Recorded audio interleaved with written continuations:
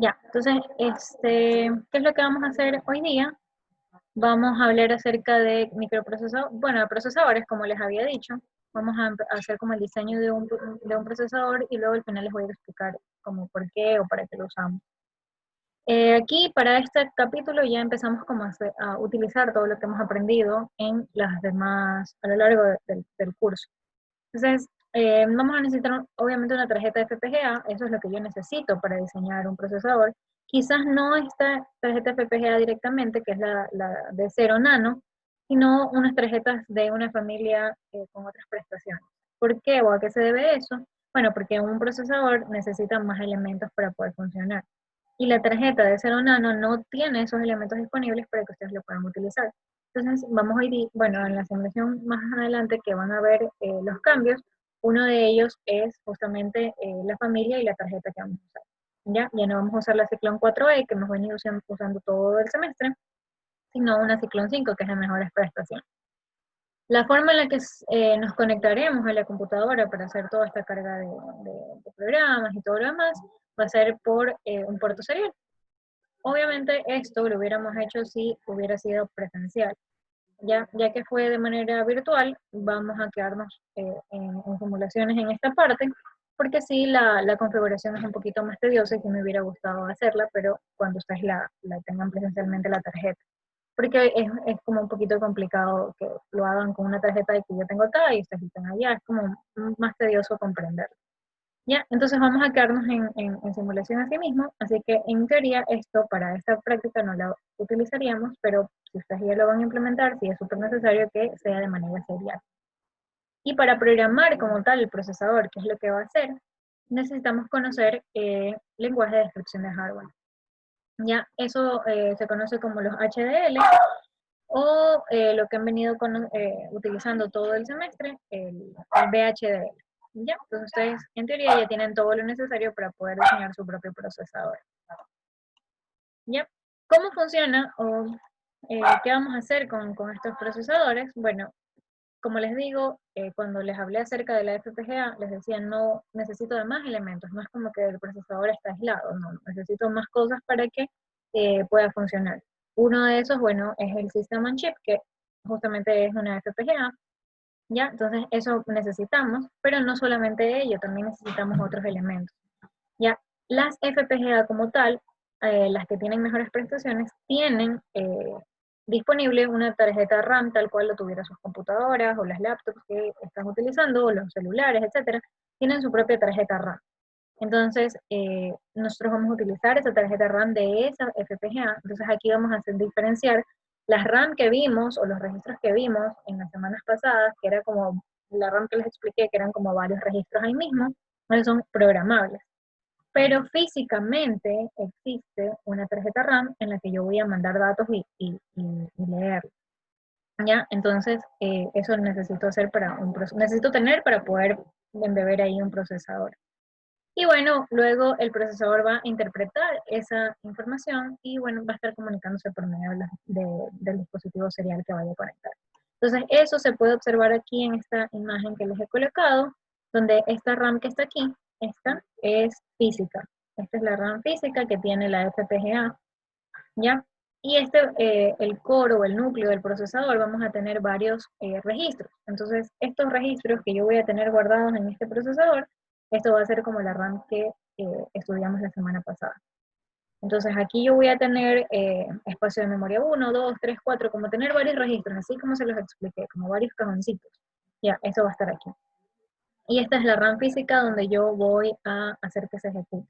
¿Por qué debemos hacer eso? Bueno, porque normalmente desde un hard drive no puede ejecutar las operaciones o las instrucciones por sí solo. Siempre necesitan pasarlos a un periférico, no se puede comunicar el disco duro directamente con el periférico. El disco duro se va hacia la RAM y de ahí la RAM lo manda a cualquier otro periférico. Ya, así es como funciona. Entonces, por eso es que las computadoras tienen RAM, porque obviamente tienes que conectar diversos periféricos y hacer diversas cosas, entonces por eso mientras más RAM tengas mejor, etcétera. ¿Ya? Entonces ahí es como que estamos empezando a entender ya un poquito de conceptos que quizás usamos día a día, pero no los hemos materializado. Ahorita al hacer nuestro propio procesador nos vamos a dar cuenta. Y el dispositivo serial, como les decía, es en el caso de que hubiera la comunicación ya real, si estuviéramos conectando la tarjeta FPGA en el laboratorio. ¿Ok? Ok, entonces, esta es la forma cómo funciona. Así que para poder programar esto, yo necesito saber estas instrucciones. ¿A qué se debe? A que aquí, en esta RAM física, yo voy a ir poniendo las instrucciones que quiero ejecutar. Entonces está la línea de código 1, instrucción haz tal cosa, instrucción 2, por ejemplo, convierte la señal de la DC, multiplica ese valor por tanto, divídelo para tanto, súmalo con la de acá, réstalo, etcétera. Y todas esas instrucciones de las cosas que tú quieres que tu procesador haga, las lee desde la RAM. Entonces, ¿qué es lo que yo voy a poner aquí en la RAM? Yo tengo que decirle, pues no, cuáles son las instrucciones. Y para eso yo necesito codificar. Nosotros, si bien es cierto, ya sea un código C, por ejemplo, eso es un lenguaje en el que es posible o es fácil que los humanos lo entendamos. Pero por otro lado, existe lo que es lenguaje de computadora. Y el lenguaje de computadora son puros unos y ceros, que nosotros no vamos a entender. Pero ahí hay como un lenguaje intermedio, un proceso intermedio que se llama lenguaje ensamblador.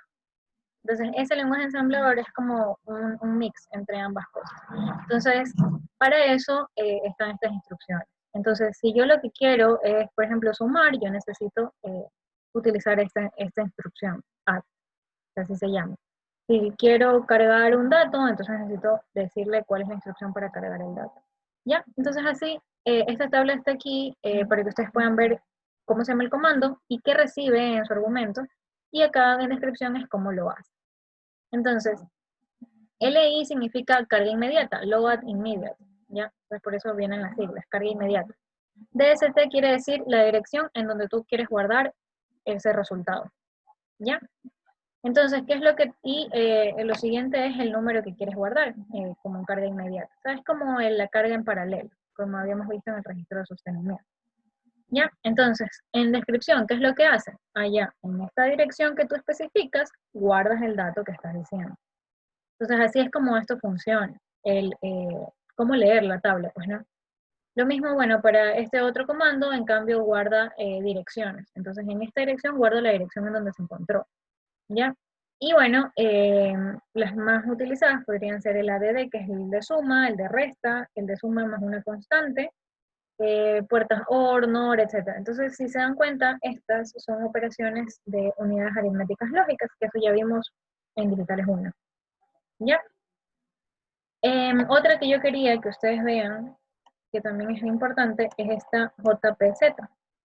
JPZ viene de las siglas Jump If Zero, que es como, es una línea, o sea, ustedes lo ponen en una línea de código, lo que hace es como, funciona como un if.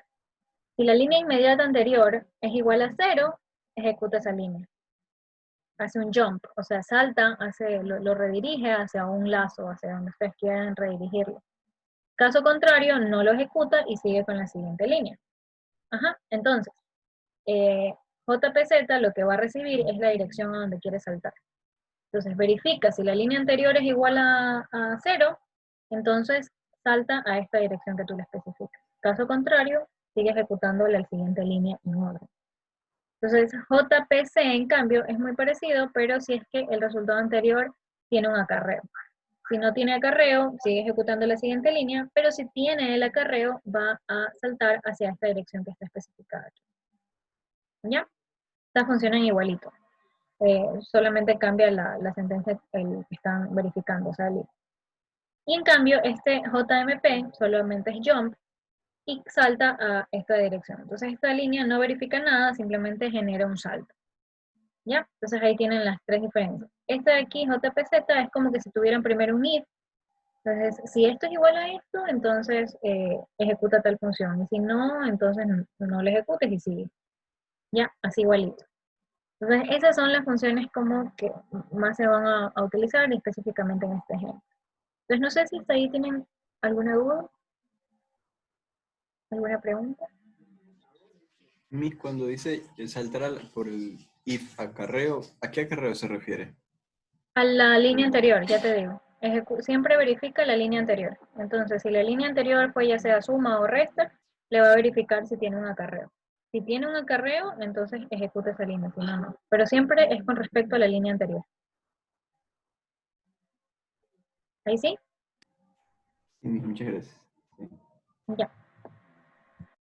Ok, entonces, ¿qué vamos a hacer? Vamos a hacer el algoritmo de multiplicación en C, y luego esa multiplicación la vamos a cambiar al lenguaje ensamblador, y luego posteriormente al lenguaje en máquinas, para que vean que es un puente. Entonces, el algoritmo de multiplicación en C es como sencillo porque eso fue lo que nos explicaron en la escuelita cuando nos enseñaron la multiplicación. ¿Qué es una multiplicación? Son sumas sucesivas. Entonces yo declaro una variable A y una variable B. Entonces yo lo que voy a hacer es multiplicar A por B y lo voy a guardar en el resultado. Entonces para hacer la multiplicación yo tengo que ya sea sumar 5 veces el número 6 o sumar 6 veces el número 5, pero es una suma sucesiva. Entonces, el algoritmo dice, bueno, declara una variable i, que es el que te va a llevar el conteo, el número de iteraciones, y haces un lazo, desde 0 hasta 6 en este caso, y hace i más más. O sea, cada vez y cuando hace una iteración más, iteración más. Y el resultado tiene que irse acumulando, por eso es más igual. Es como decir, el resultado es igual al resultado más a. Entonces va a estar sumando sucesivamente 5. 5 más 5, 5 más 5. O sea, 5 más 5, 10. Y en la siguiente iteración, 10 más 5. Y en la siguiente iteración, 15 más 5. Y así sucesivamente. Y lo va a hacer 6 veces. ¿Por qué lo va a hacer 6 veces? Porque va a contar desde i igual 0 hasta i menor a 6. Entonces menor a 6 ya sabemos que es el número 5. Así que ahí están los 6 iteraciones. O si ustedes querían, podían haber hecho desde i igual a 1. Y esto que esté mientras sea menor o igual a 6. También lo podrían haber hecho. ¿Ya? Ok, entonces yo creo que en C lo entendemos bastante bien porque es un lenguaje que se parece bastante a como nosotros estuviéramos hablando. Ahora, si yo lo quiero pasar al lenguaje ensamblador, entonces lo que yo debería hacer es lo siguiente. Aquí tengo el código en lenguaje ensamblador y lo que yo digo es LI, que significa Load Immediate, es una carga inmediata. Y yo en ensamblador no especifico, no tengo como a la mano nombres de variables, pero sí tengo dirección. Entonces, ¿qué es lo que yo hago? Ok, hago una carga inmediata en la dirección número 1. Este numeral que tengo aquí es como apunta a la dirección. Entonces, hago una carga inmediata en la dirección número 1. ¿Y cuál es el valor que yo voy a guardar en la dirección número 1? El número 5. Entonces, si yo hago una analogía, es como que haya hecho esta línea de código. Declaro un entero A con valor 5, en este caso no le estoy llamando A porque no tengo nombres, pero digo que en la primera posición voy a guardar el número 5. Estoy haciendo lo mismo.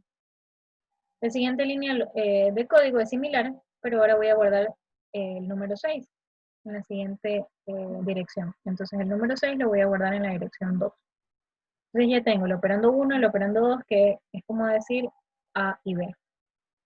Voy a guardar el resultado en la dirección 3, entonces al principio voy a declararlo en 0. Entonces eso es lo que estoy haciendo. Guardo el número 0 en la dirección 3. Ya, luego viene la carga inmediata para el número 1. Entonces, ¿qué es lo que va a hacer este número 1? Bueno, no necesariamente este es el i que llevo aquí, no es este int i, pero sí me sirve para el lazo for. ¿Por qué me sirve para el lazo for? Porque si se dan cuenta estoy guardando el número 1. Y aquí, en el lazo for que tengo aquí es i más más, o sea, voy a estar consecutivamente sumando 1, más 1, más 1, más 1, más 1.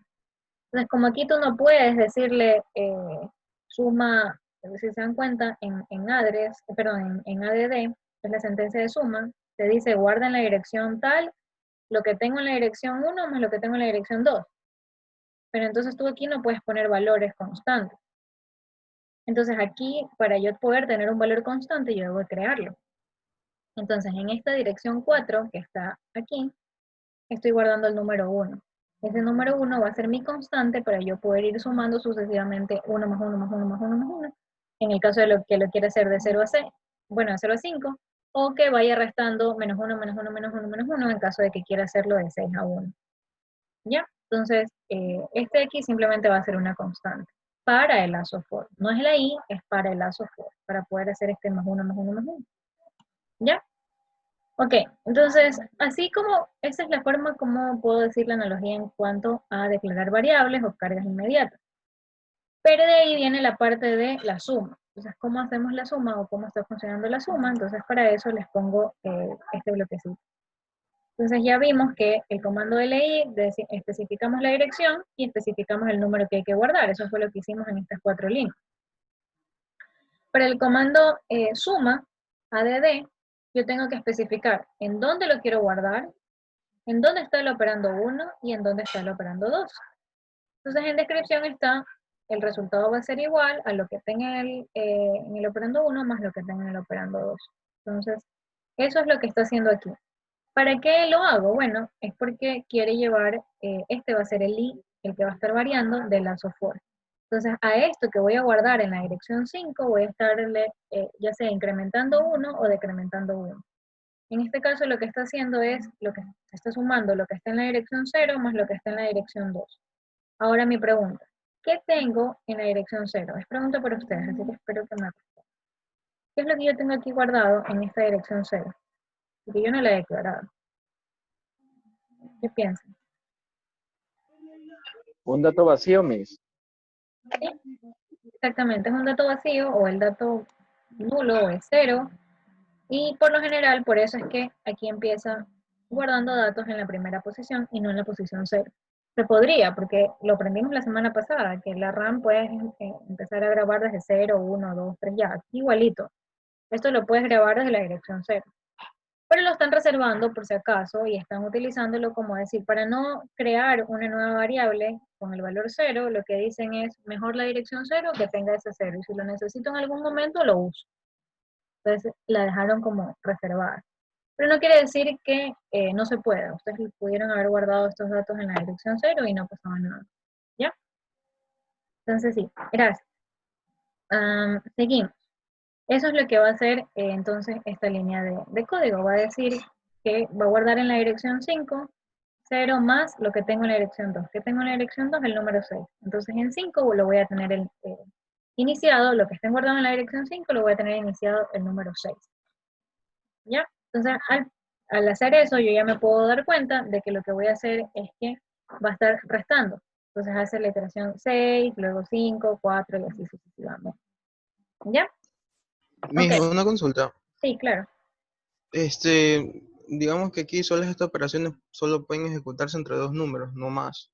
Sí, no más. Si tú quieres sumar varios números, es como primero sumas 2 y luego a ese resultado le sumas el otro. Ah, ya, gracias. Ujú. Ya. Ok, entonces, así hace la suma, luego declara una función que se llama loop. Está aquí. Entonces, esta función que se llama loop va a ejecutar estas líneas de código. Primero una suma, ya sabemos que en la dirección 3 yo tenía el resultado, que inicialmente estaba en 0. Entonces, en resultado voy a guardar lo que antes tenía en resultado, más lo que tengo en la posición 1. Entonces, ¿qué tengo en la posición 1? 5. ¿Qué tenía antes en el resultado? 0. 5 más 0, 5. Entonces, ahora el resultado va a tener el valor de 5. Y se va a quedar ahí. Luego, hace una resta y dice, ya sabemos que la resta funciona igual que la de D. Primero el resultado, operando 1 menos operando 2. Entonces, en esta dirección 5, que ya sabíamos que era la I, vamos a restar I menos 1, porque esta dirección 4 era la constante 1. Entonces, 6 menos 1, 5. Entonces, ahora esta resta va, o este espacio de memoria 5 va a tener el número 5 guardado también. Y va a verificar, jump it 0. Entonces le va a decir, vas a saltar si esto es igual a 0, vas a saltar a esta línea de código. Pero aquí va, ya acabamos de hacer el cálculo, lo llevo en 5. Entonces 5 es igual a 0, no. Entonces no salta, va a la siguiente línea. Y aquí dice, haz un jump. ¿A dónde va a saltar? Al loop, al lazo. Entonces, ¿dónde está el loop? Acá. Y eso se va a volver a ejecutar. Entonces, otra vez haces la suma, otra vez haces la resta, verifica, todavía no termina, regresa al loop. Y así sucesivamente. ¿Hasta cuándo? Hasta que esta resta sea 0. Cuando esta resta es 0, le va a decir, si es igual a 0, anda hacia end. Ah, ok. Entonces, como ya es igual a 0, ya esta línea no se ejecuta, sino que se va hacia end. Y end está acá. Entonces ahí termina lo que es la parte de la multiplicación. Termina todo el proceso. ¿Ya? ¿Les quedó claro? ¿Tienen alguna pregunta?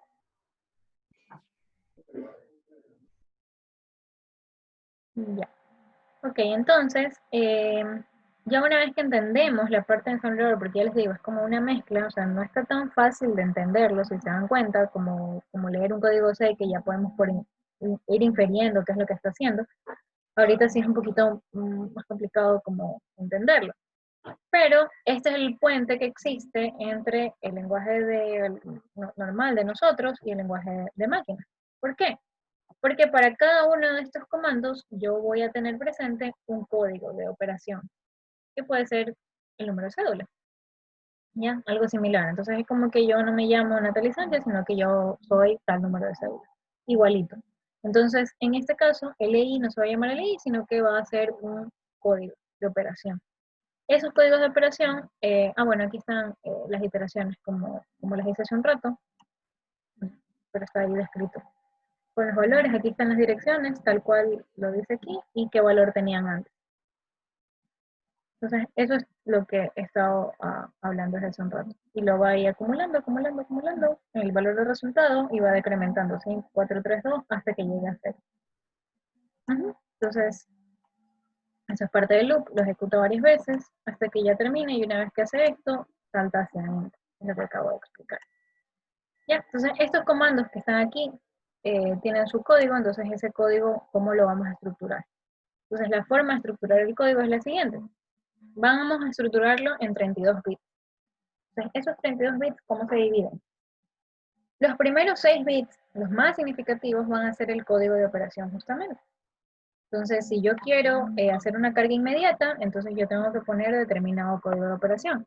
Si yo quiero hacer una suma, yo tengo que poner tal código de operación. Si quiero hacer una resta, si quiero hacer un jump it zero, y etc. Entonces, eso de aquí va a estar puesto en los primeros 6 bits, o los bits más significativos. De ahí, los siguientes 5 bits, ¿qué es lo que yo voy a guardar? Voy a guardar la dirección donde yo quiero guardar el resultado. Entonces, es como poner este de aquí. Entonces yo digo, LI es el opcode. De ahí viene la dirección donde quiero guardar el resultado. Entonces, eso es dirección 1, entonces ahí ustedes van a tener que poner el 1, pero en 5 bits. Ya. Si fuera una operación, entonces aquí va la dirección del operando 1 y la dirección del operando 2 para poder ejecutar esta operación. Y los últimos 11 bits son ya sea para que ustedes pongan el valor de carga inmediata, en el caso de que sea un LI, carga inmediatamente este valor, este número que yo coloqué aquí, lo carga en esta dirección de resultado. O en el caso de los jump, yo le coloco aquí la dirección a donde quiero que salte. Entonces va a depender del opcode cómo interpreta, ya sea si cargo el valor inmediato o si me refiero a una dirección. Si no necesito ninguna de esas dos cosas, por ejemplo, estoy haciendo una suma, yo le pongo el opcode de la suma, dónde quiero que guarde el resultado, dónde está el operando 1, dónde está el operando 2. No tengo que hacer carga inmediata, no tengo que hacer un salto, entonces todo esto de aquí no me va a importar y yo lo voy a dejar en 0, los últimos 11 bits o los 11 bits menos significativos. Entonces, estos códigos se dan aquí, ¿ya? Y yo he puesto las instrucciones de los que vamos a utilizar con sus respectivos códigos, ¿ya? Esto va a ser de cada uno de ellos, y este HLT que aparece aquí al final, que es todo uno, eso es para indicarle a la máquina o al procesador que ya ha terminado de ejecutar todas las líneas de código. Entonces, este es como el end, este es como decir, ya no vuelves a hacer todo porque ya terminaste. Entonces, ahí tú pones todo en uno, ese es el opcode. Siempre termina su procesador con ese comando, o con ese opcode. ¿Ya? Entonces, ahora sí, vamos a ir estructurando cada línea de código. Entonces, mi primera línea de código es carga inmediata, guardo el número 5 en la posición 1. Entonces, ¿cómo lo estructuramos? Carga inmediata es el opcode. Ok, entonces este va a ser el opcode. El resultado, ¿dónde lo guardo? Eso es lo que dice aquí. Lo pongo en el número 1. Entonces, 0001, ahí va a ser la dirección de donde quiero guardar el resultado. Como no tengo que hacer una operación, no necesito operando 1 ni operando 2, entonces estos de aquí se van a mantener en 0, no los necesito. Pero sí necesito decirle cuál es el número que yo quiero guardar en esta dirección 1. Entonces, ese número es el 5. Y el 5 ya sabemos que es 101. Entonces, este es el valor que yo quiero cargar aquí. ¿Ya? Ahora, Una vez que ya tengo eso, como ya está súper claro y ustedes entendieron todo, vamos a la siguiente línea de código. La siguiente línea de código es quiero guardar el número 6 en la posición 2. Y eso me van a decir ustedes cómo lo voy a estructurar. Así que los escucho. Voluntario. Primero pone el DNI. Primero pone el OP-code, bueno, el DNI. Sí, ahí está. Que vendría a ser en este caso el mismo porque estamos haciendo la misma operación. Y de ahí, Y poner el 2 en binario, creo que es. la dirección donde yo quiero guardar el resultado, que es en la dirección 2, pongo el 2 en binario. ¿Ya? Y como no está operando, 0 y 0. Como no hay operando, 0 y 0. ¿Y qué pongo ahí en medio? El 6 en binario. Ajá, el 6 y eso. El 6 en binario. ¿Cuál es el 6 en binario? 110. 110. Ya ahí dijeron. Listo. Entonces sí, tal cual. Operando 1 va a estar en 0, operando 2 en 0 porque no los puso, y 110 porque es el número que yo quiero cargar acá. Bien, entonces así igualito hacemos para, ya es el mismo procedimiento, entonces ya no los vamos a hacer paso por paso porque es guardar el número 0 en la posición 3 y el número 1 en la posición 4.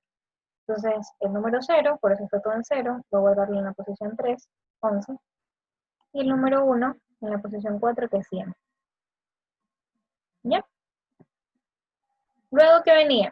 Hacíamos toda la carga y de ahí hacíamos una suma, si recordamos el código. Entonces, esa suma está aquí. Entonces, así mismo, yo digo suma. ¿Cuál es el OP-code de la suma? El 100. Ah, ok. Entonces le digo voy a sumar. Entonces, como voy a sumar, ahora sí, ¿dónde quiero guardar el resultado? En la dirección 5. Ok, coloco 101. Lo que tengo en la dirección 0, ok, coloco la dirección 0. Más lo que tengo en la dirección 2. Ok, coloco entonces el número 2. Entonces está dirección del resultado, dirección del operando 1 y dirección del operando 2. ¿Necesito algo aquí en immediate o en address? ¿O lo estoy queriendo regresar a la posición 0? ¿Qué dicen ustedes? No, porque lo va a seguir acumulando. No necesito nada, esto aquí solamente va a estar sumando o acumulando, entonces no necesito especificarle nada acá. Por eso está todo en 0. ¿Sí? Perfecto. Ahora, lo mismo, bueno, ahí sigue siendo la suma, luego hace una resta, pero el procedimiento es el mismo, lo único que cambiaría es el OP-code correspondiente. Para jump if 0, que lo envía hacia end, lo que dice es lo siguiente. Jump if 0, este es el OP-code. Yo necesito especificarle un resultado, o el resultado lo guardo en 0. ¿Qué dicen ustedes? Yo creo que ese es el resultado a cual uno quiere llegar para que otra vez, para que salte a 0. Ya, ¿y qué dicen los demás? Viendo lo mismo, que con 0 tiene que saltar. Ya. ¿Quién dice alguna otra cosa?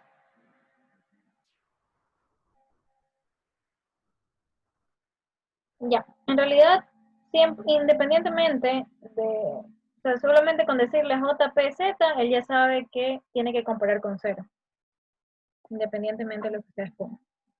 Entonces, si la línea de código ya sabe que tiene que comparar con 0, no necesita nada en resultado, no necesita nada en operando 1 ni en operando 2. Por eso están todas en 0.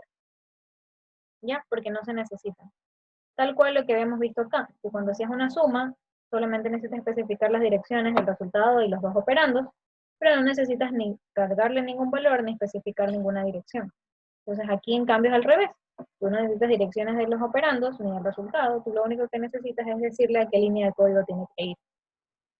Entonces, aquí en esta línea 7, dice, vas a hacer un jump if 0 y te vas a saltar, si es que esto se cumple, te vas a saltar a la línea 1001. ¿Ese número cuál es? 9, ¿Cuál es Lex. Sí, Resultado. 9.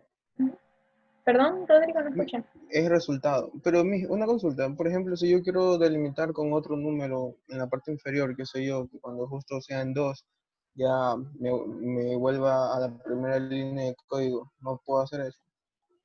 Cuando sea 2. Sí, un ejemplo, no ponerle como límite inferior el 0, sino que cualquier otro número, por ejemplo 2 o 1. Ya, en ese caso, o habría que buscar otra línea, otra sentencia que diferente a jump if 0, o haces una resta entre el número mínimo que tú quieres llegar, el valor que estás haciendo las iteraciones, menos ese mínimo que quieres llegar, y ahí obviamente te va a salir 0 y ya puedes utilizar JPZ. O sea, tienes dos opciones. Ya, se puede buscar algún operando en el que lo haga directo y tú especifiques con qué número quieres hacer el if, o lo puedes hacer la resta y sigues utilizando el JPZ. ¿Ya? Gracias. Ya, de nada. Entonces sí, esto no está especificándome que quiere saltarse a la línea 9. Todavía no tenemos la línea 9, vamos a ver qué hace. Ok, entonces en la línea 8 decimos haz un jump, el código del jump es este, 1110. No necesito especificarle dirección de resultado ni ningún operando, entonces otra vez vuelve a estar todo en 0. Solamente necesito especificarle la dirección a la que quiero que salte. Entonces estoy en la línea 8, quiere hacer un jump a la línea 101. ¿Qué número es este?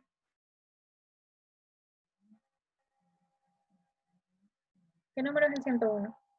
No era donde estaba el loop, o el resultado, creo que era. 5 no es. 5. Ajá. Por eso es que para ver a dónde te dirige, tú miras la dirección. Como el 101 es el número 5, te estás regresando a esta línea que está aquí. Entonces, si te das cuenta, esta línea que está aquí era la que teníamos acumulando el resultado.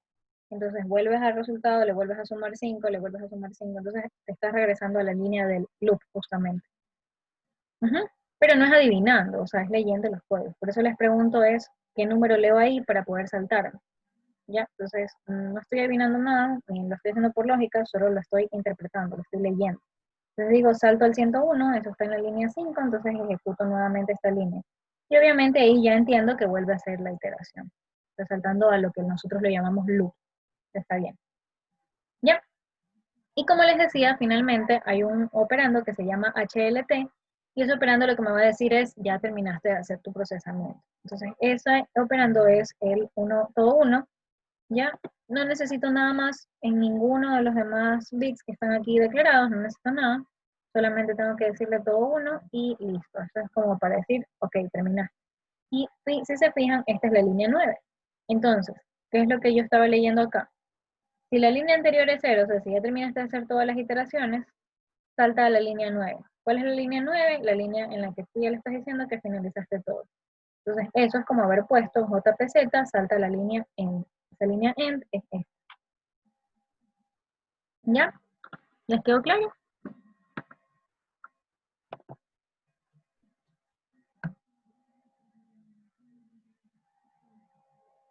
¿Ese silencio es un sí o es un no? Una consulta. Ajá. Ahí dice, bueno, por lo que tengo entendido dice dirección de la RAM. Eso quiere decir que digamos que en esa dirección va a ir almacenado ese valor, ese resultado. Ajá. La RAM que está mencionando es esta.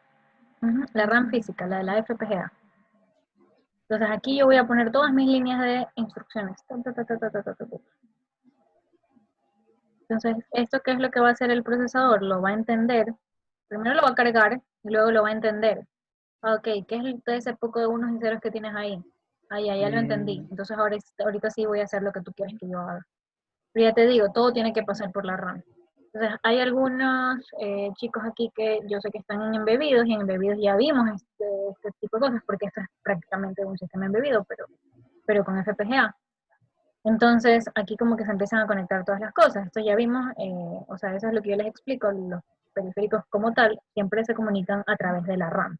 Entonces, lo que sea que tú tengas en el disco duro o en cualquier memoria que tú tengas, tiene que pasar a la RAM para que luego la RAM lo procese y eso te lo envía hacia afuera. ¿Ya? Entonces, todas esas líneas de código están aquí para que el procesador piense, lo carga, lo piensa, ah, ya tengo que hacer esto, ok, lo hago. Entonces, esa escritura de la RAM se refiere a esta, a la física de la FPGA, la que existe, la RAM de ranuras que ustedes tienen en sus computadoras, ya así. ¿Ahí te quedó claro, Rodrigo? Sí, muchas gracias. Ok. Ya. Entonces, sigamos. Ya. Entonces, este procesamiento, o sea, es como así vamos a observar cómo se hace el procesamiento de datos. Pues no, yo tengo una parte que decodifica lo que voy a hacer. O sea, tengo que entenderlo, porque ya les digo, son puros unos y ceros. Entonces, primero lo tiene que entender. Luego de entenderlo, entonces él empieza a decir, ah, ya, ok, mira, ya entendí y te voy a separar. Este es el operando 1, este es el operando 2, este es el registro, esto es lo que tienes que hacer, tienes que saltar, no tienes que saltar, este es el opcode, etcétera. Entonces los empieza a dividir los datos, ¿ya? Y esta que se llama ALU, que ya lo venimos viendo desde Digitales 1, es una unidad de aritmética lógica. Entonces la unidad aritmética lógica se encarga de hacer las operaciones comunes que nosotros ya conocemos, o sea, las sumas, las restas, los OR, las AND, todas esas cosas, lo va a ejecutar ahí adentro. Entonces, ¿qué recibe como argumento esta ALU? Primero, necesito saber qué es lo que va a hacer, porque tiene muchas opciones. Entonces, por medio del opcode, va a decidir la ALU qué es lo que tiene que hacer.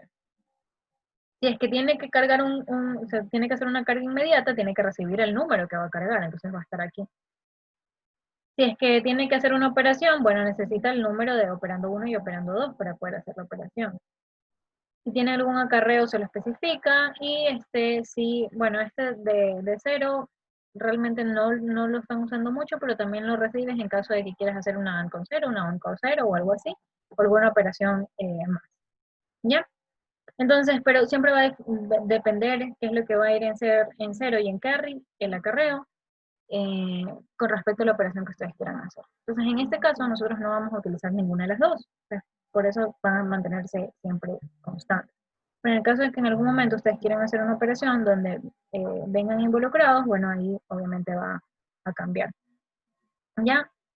Entonces, ¿qué es lo que envía o cuál es el resultado de la salida de esta unidad aritmética lógica? Bueno, asimismo, si es que se genera un acarreo, si es que algún resultado sale de 0 o algo así, el valor como tal del cálculo que haya hecho, y este load viene de afuera, en el que le va a decir, bueno, ¿lo cargas o no lo cargas? Esto es como el enable de los registros, el write enable de las RAM, tal cual. ¿Ya? Entonces va a recibir todo, o sea, todo esto es son sentencias que yo tengo que ir ejecutando. Entonces, si se dan cuenta, si se fijan, nosotros tenemos que hacerlo por partes. Primero cargo la instrucción, luego entiendo qué es lo que tengo que hacer, luego la unidad aritmética lógica, obviamente, va a ser esa parte, y de ahí lo voy a tener que ejecutar y guardar en los registros, hacer las cargas, hacer los jump, etc. Entonces, si, eso tiene que ir así, en orden, porque si todo lo haces a la par, entonces eso va a estar ahí modificando números, cambiándose a cada rato, y no va a ser posible que lo haga correctamente. Entonces, para eso es que tenemos la parte de interpretación de los datos.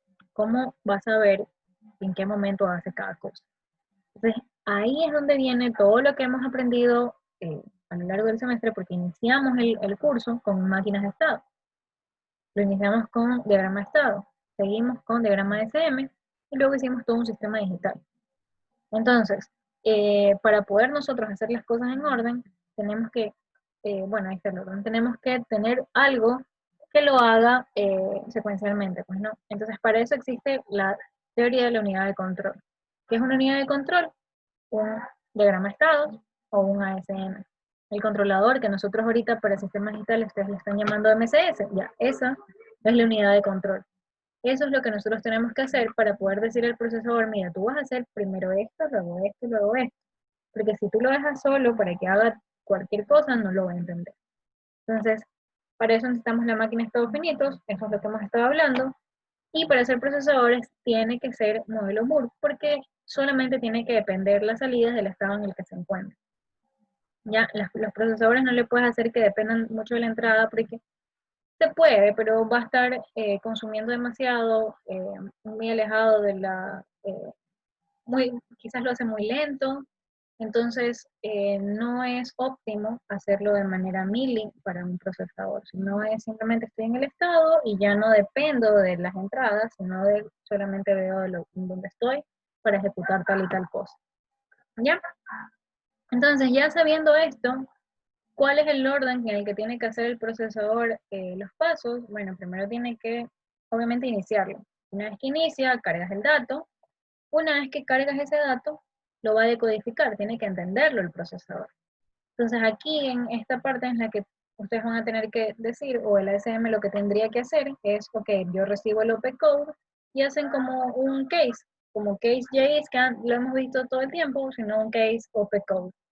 Entonces, en el caso de que el OP-code sea tal cosa, haces una carga inmediata. Si es lo de acá, haces una, una suma, si no, haces una resta, si no, haces un jump, etc. Entonces, empiezas a verificar cada caso, ¿ya? Así que esos serían los pasos. Primero cargo el dato, luego entiendo qué es lo que quiero hacer, ejecuta esa instrucción, y una vez que la ejecuta, vuelve a cargar el siguiente dato y así sucesivamente. ¿Qué pasa por el otro lado? Bueno, ejecuta el jump if zero. Si esto se cumple, bueno, o ya sea que lo manda a la siguiente línea de código y puede ser ahí mismo, o puede ser otro lazo, o puede ser el end, como lo estamos utilizando en nuestro ejemplo. Pero en todo caso vuelve a cargar la siguiente línea de código si es que no termina ahí la sentencia. Entonces por eso es que esto regresa. Ejecuta la función, regresa, ejecuta la función, regresa. Y si ejecuta un JPZ, igual va a cargar la siguiente línea que ya sea termina el proceso o continúa. Entonces así es como yo puedo resumir y puedo definir todas las máquinas de estado finitos que van a llevar la información de un procesador. Entonces, si ahora yo le quiero aterrizar a mi ejemplo, esta máquina de estados finitos, ¿cómo lo haría? Entonces ahí está con números ya como para irlo analizando. Entonces yo voy a analizar el primero y ustedes van a analizar el segundo. Entonces, ¿qué es lo que yo digo? Aquí, en la dirección 0, esto está en la RAM física, como les digo, de la FPGA, existe. En esa RAM yo lo que tengo es la primera instrucción. Ok, entonces al principio lo que tengo que hacer, según el diagrama de estados finitos, que la máquina de estados finitos que acabo de mostrarles, lo primero que tengo que hacer es cargar el dato. Ok, entonces una vez que ya lo cargue, le empieza a tratar de entenderlo. Entonces ahorita primero lo carga, pero no sabe qué hacer todavía. Para que lo pueda entender, lo siguiente que tiene que hacer es decodificarlo. Entonces ese es el siguiente paso. Entonces aquí, si ustedes se dan cuenta, dice estado. Entonces el primer estado es el estado cargar. El segundo estado es el estado decodificar. Entonces yo empiezo a entender todos estos unos y ceros a qué se refiere. Entonces esto de aquí, acuérdense, los primeros es el OP-code. Entonces él va a entenderlo, este decodificador lo entiende y lo que le va a decir es, tienes que hacer una carga inmediata, un LI. Ya, luego dice, bueno, si tienes que hacer un LI, no necesito tener nada en el operando 1, nada en el operando 2, no me interesa, solo quiero hacer carga inmediata, quiero saber dónde lo guardo. Entonces le va a decir, lo vas a guardar en el registro 1. ¿Ok? ¿Y cuál es el número que tienes que guardar? Es lo siguiente, entonces eso también lo decodificó y eso ya sabe que se lo tiene que mandar a la unidad aritmética lógica. Entonces le pone aquí el 5 y ya sabemos que esto es totalmente asincrónico, entonces apenas está el 5 aquí, el resultado va a ser 5 porque es una carga inmediata. No necesito operando 1, operando 2, nada de esto, todo se mantiene en 0. ¿Ya? Entonces, ¿qué es lo que yo tengo que hacer? En este registro 1 tengo que guardar el número 5. ¿Pero por qué no se ha guardado todavía si ya lo tengo aquí a la entrada? Bueno, y ahí nos damos cuenta que es porque este load que tengo aquí está en 0. Entonces eso es lo que yo venía diciendo. ¿Ya? Quiero guardar el 5 hasta aquí a la salida, pero como el load está en 0, entonces en la posición 1 de estos registros tengo el 0. Todavía no lo puedo guardar, está manteniéndose el estado anterior. Entonces, una vez que yo ya habilite el load, yo le digo, ok, carga el dato, ahí sí este número va a cambiar. Entonces, eso no se hace así rápido, solito, eso se hace cuando ya pase el siguiente estado. Entonces, el siguiente estado va a ser la ejecución. Entonces, ejecuta ese LI que me dijiste que habías decodificado. Entonces, ejecuta el LI, ¿qué es lo que va a hacer? Ese 5 que tenía en la salida, verifico el load, entonces lo estoy guardando en la posición que me han especificado, que vendría a ser la 1. Entonces, en la posición 1 guardo este dato 5. Y ya aquí está guardado porque el load es igual a 1. ¿Ya? ¿Hasta ahí? ¿Todo claro?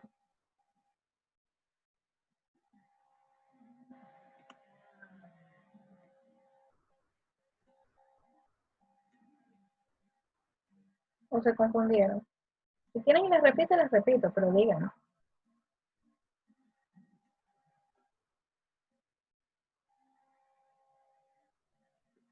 Ese silencio. A ver, entonces, ustedes van a analizar la siguiente línea, ya que no me quieren hablar. ¿Voluntarios o yo nombro a alguien?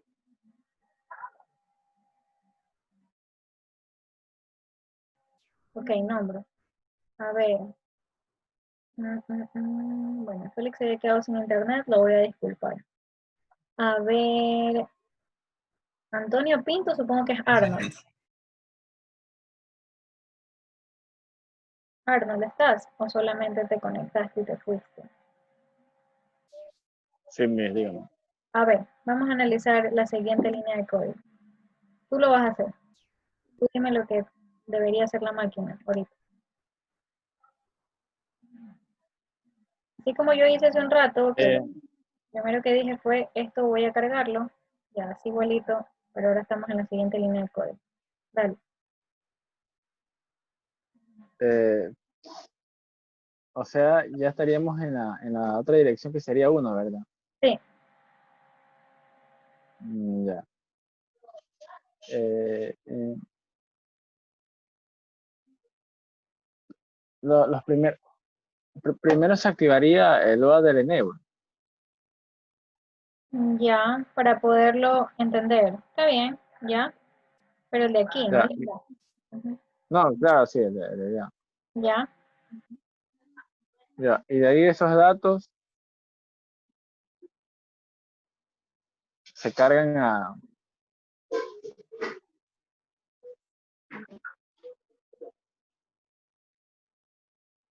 dónde? se van a la memoria algo. Bueno, esto no es una memoria, esto es una unidad aritmética lógica, hace operaciones. En realidad lo siguiente que tiene que hacer es decodificarlo. Mira, si te das cuenta, aquí queremos, ¿qué es lo que quiere hacer esta línea de código? ¿Qué significa? ¿Qué dice esta línea de código? Ya lo aprendimos también.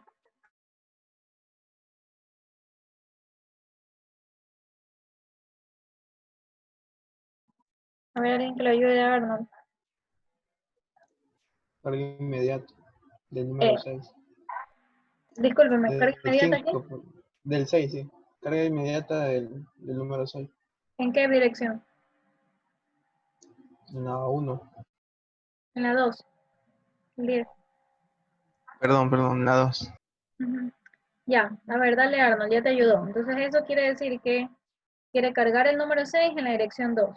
Pero como recién ha cargado, todavía no entiende qué es lo que quiere hacer.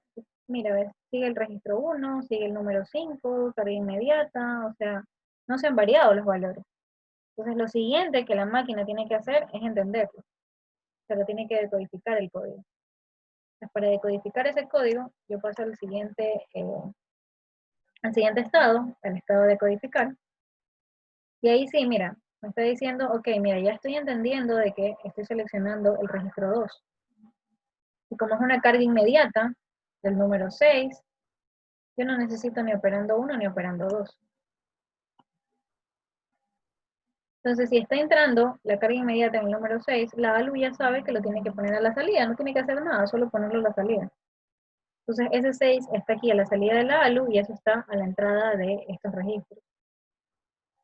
Pero, como el LOAD sigue en 0, entonces lo que tengo guardado en el registro 2 sigue en 0. ¿Cuándo cambia al número 6?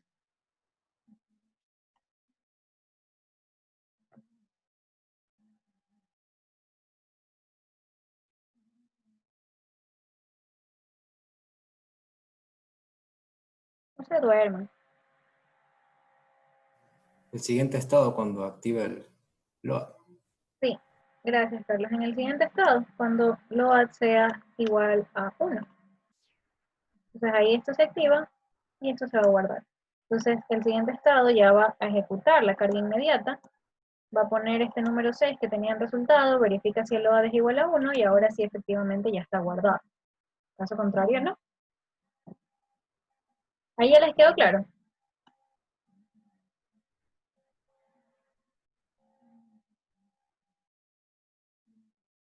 O todavía Obligatoriamente cualquier número tiene que pasar por la ALU. sí.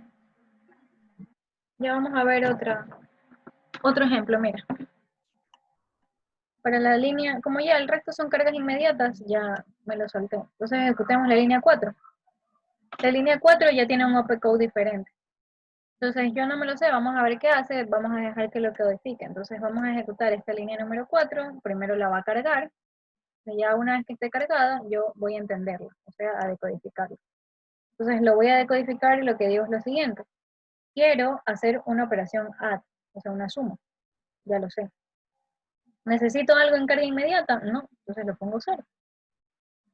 ¿Qué necesito? ¿En dónde lo voy a guardar? En la dirección 5. Ok, entonces en la dirección 5. Entonces voy a hacer una suma en la dirección 5. Ese va a ser el resultado y él ya entiende que el operando 1 vendría a ser la posición 000, que es la que está aquí. Y el operando 2 va a ser la posición 0010, que es el que está acá. Entonces ya sabe que él tiene que escoger lo que está dentro del registro 2, que está aquí, el número 6, más lo que está dentro del registro 0, que es el 0. ¿Ya? Entonces, si se dan cuenta, aquí está, mira. Eso es lo que sale del registro porque él ya entiende que tiene que enviarle los números como tal. Entonces, aquí estoy enviando direcciones y aquí estoy enviando números. Entonces, le dice, el operando 1 es lo que tienes en la dirección 0. ¿Qué tengo en la dirección 0? 0. El operando 2 es lo que tienes en la dirección 2. ¿Qué es lo que tienes en la dirección 2? El 6. Entonces, esto está aquí. ¿Qué hace la ALU? Suma. Entonces, 0 más 6, a su salida tiene 6. Pero como LOAD todavía está en 0, ¿qué tengo guardado en la dirección 5? 0 todavía, porque no está cargado. Una vez que paso al siguiente estado, que es cuando ya ejecuto la suma, entonces ahí sí habilito, hago la suma, veo que lo guardo en la posición 5, el número 6, que es el resultado de esta suma, habilito el LOAD y ahora sí efectivamente tengo en la posición 5 guardado el resultado de la suma. ¿Ya? Entonces sí, obligatoriamente tiene que pasar por la ALU porque esa es la que genera las operaciones. ¿Ahí sí les quedó claro?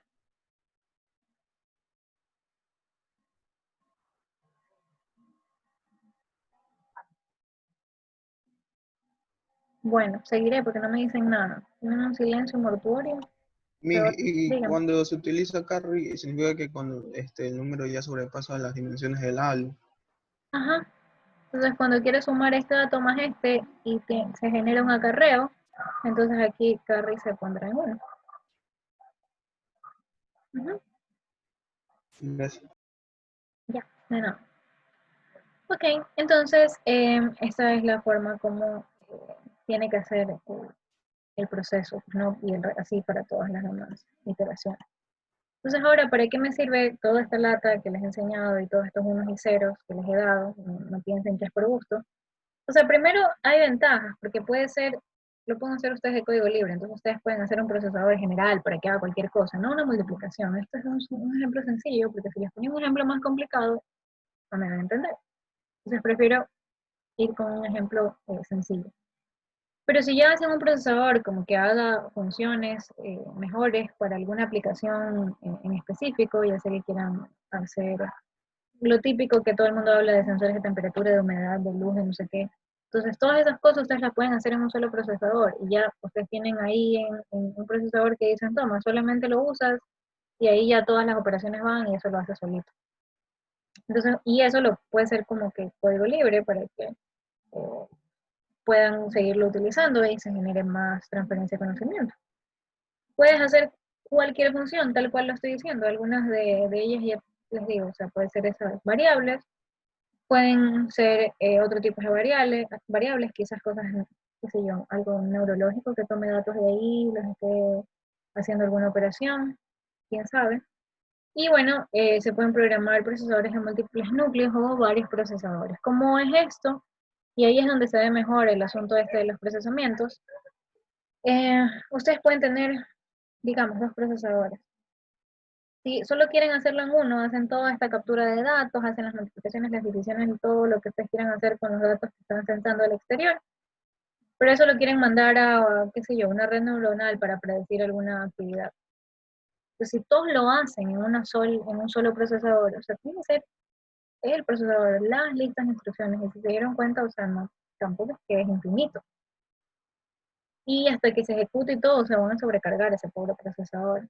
Y, insisto, lo van a hacer más lento. O sea, todo depende de la RAM, como ya vieron. Entonces, la RAM tiene poca capacidad, tiene menos sentencias que puede ejecutar, o menos instrucciones que tú le puedes guardar para que se ejecuten. Pero entonces si tienes un segundo procesador, ok, entonces yo le descargo de actividades a uno y se lo pongo en el otro. Entonces si quiero hacer toda la parte de adquisición de señales en un procesador y qué sé yo, y mostrar por último, mandarlo a la red, mostrarlo en algún arreglo, en alguna pantalla o algo así, lo haces en un procesador. Y en el otro procesador, ¿qué haces? Toda la parte, embebes ahí la red neuronal, todo lo que ahorita es el boom de la inteligencia artificial, machine learning, deep learning, etcétera. Entonces, todas esas cosas se puede poner en otro procesador aparte. ¿Y de qué me sirve? Bueno, ya pues, uno que ya no sobrecargaste a uno, y otro que pueden estar ejecutando las funciones o las tareas a la par, entonces ya va a ser un poquito más rápido. Y lo va a poder hacer sin quedarse, y lo va a hacer un poquito más, qué sé yo, más eficiente. Y entonces ahí se ve, cuando tenemos múltiples procesadores, ahí sí se ve como el uso de que ustedes hagan su propio procesador y quizás con otra aplicación y no solo una multiplicación. Pero quisiera que se lleven esa idea para que ustedes sepan que pueden hacer el suyo, que no es que necesitan hacer, qué sé yo, en algún programita y estar ahí buscando todo, meterlo en una sola tarjeta o algo así. Al final las FPGA tienen lo que se conoce como hard processor y soft processor. Entonces ustedes pueden decidir en cuál quieren trabajar. Si quieren trabajar en ambos, podría estar bien, ya. Pero la ventaja es que quizás en el soft processor tienen más RAM que en el hard processor. Entonces ahí van a querer hacer como que a la par dos cosas. El puente que debe existir para comunicar a ambos procesadores también es un poquito tedioso de hacerlo. Ya se puede con Quartus mismo, que tiene la herramienta QC, que alguna vez lo utilizamos hace tiempo. Ya yo quería hacer una práctica como esas, pensando que iba a ser presencial, para que ustedes puedan ver, ¿ya? Y entiendan. Pero obviamente ya como el semestre es virtual, no puedo hacerlo como esperaba, entonces quedó en la parte de simulación, que fue lo que les dije al principio. Ya, entonces ustedes pueden hacer muchas cosas haciendo sus propios procesadores, poner múltiples aplicaciones en lo que es procesadores. Entonces acuérdense que esto al fin de cuentas sí es programación, pero es programación de hardware. Entonces es para que ustedes no tengan que comprar ya algo existente, sino que ustedes mismos hagan su hardware, ponen los periféricos que ustedes quieren, y obviamente al reducirle el número, como digamos que tiene 10.000 pines, ustedes de los 10.000 pines solamente usan 100, entonces el espacio de un procesador se va a reducir significativamente porque ya no van a desperdiciar el resto de los 100.000 pines, solamente van a tener que diseñar uno y lo ponen solo con 100. Y ya, entonces ahí ya está como más pequeño también, y bueno, eso es lo que se está haciendo ahora, cada vez las cosas más pequeñas. Ya, bueno, no sé si tengan alguna pregunta después de todo lo que he hablado.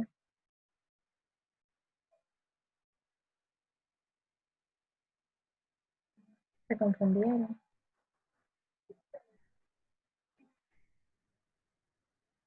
Bueno, silencio total, ya. ¿Qué es lo que vamos a hacer ahora? O lo que les propongo, lo que les propuso a ustedes para hacer. Tenemos aquí los pasos de la simulación. Yo les he puesto así como un poquito más pausado porque en realidad simulación hemos venido haciendo todo el semestre. Entonces ya se saben los pasos. Entonces van a crear un nuevo proyecto, ponen ahí que van a hacer simulación. Los archivos ya están también subidos en el blog, los pueden descargar ahí, están absolutamente todos. Y si se dan cuenta, estos corresponden a la imagen que está aquí. Entonces, si se dan cuenta, está ahí el registro de sostenimiento, la unidad de control, el registro, la unidad aritmética lógica, etc. O sea, están todos los bloques que acabamos de ver hace un momento, ya están descritos ahí. El diseño del procesador, ese va a ser el de más alta jerarquía, porque eso es lo que estamos haciendo, lo vamos a, por eso es que les especifica eso. Y lo otro que les estaba diciendo es las tarjetas, las FPGA. Necesitamos una de mayor prestaciones que ya tenga disponible un hard processor o un soft processor y que tenga ahí una memoria RAM. Entonces, aquí está. Esa es la que nosotros podemos utilizar. Físicamente está en el laboratorio, la quería utilizar para la práctica, ya les digo. Pero bueno, como no vamos a poder, solamente la vamos a seleccionar para que ustedes sepan que esa tiene las prestaciones. Pueden probar si ustedes quieren utilizar una de 0 nano, pero a lo mejor y no les deja hacer todas las configuraciones que tengan esos bloques, a lo mejor y no les va a dejar como que se acople muy bien. La verdad, no lo probé directamente en la de 0 nano, que es la Ciclón 4E, pero si ustedes tienen curiosidad, lo pueden hacer. Y me avisan, ¿ya? Pero ya les digo, esto estaba planeado para que sea en físico, entonces en físico sí necesito seleccionar qué tarjeta voy a programar. Entonces por eso está colocado. ¿Ya? Entonces ya sabemos que la mayor jerarquía va a ser el diseño del procesador y abrimos la simulación. Lo ponen en este orden para que puedan ver como que en prioridad. ¿Ya? Y estos son como los externos, las señales externas. Pero como yo quiero ver cómo funciona mi unidad de control, que vendría a ser como la SM, entonces yo tengo que agregar los elementos de la unidad de control. Entonces si se dan cuenta, los estados, que antes se llamaban TA, TB, etc, TD, ahora se pueden llamar, en este caso, por ejemplo, el estado normal, este es el estado start, el estado load, el estado de codificar, el estado de ejecutar carga inmediata, el estado de ejecutar la suma, la resta, etc. Entonces cada uno, o sea, es como ponerle otro nombre, pero en realidad es un estado, ¿ya? TA, TB, TC, TD, sino que se les pone este nombre para que ya puedan hacer el match, ¿ya? Entonces ustedes los van a poner ahí para poder saber, para que ustedes se den cuenta en qué momento se activa y qué es lo que está generando a la salida. Entonces por eso se les dice colóquelo también en la simulación.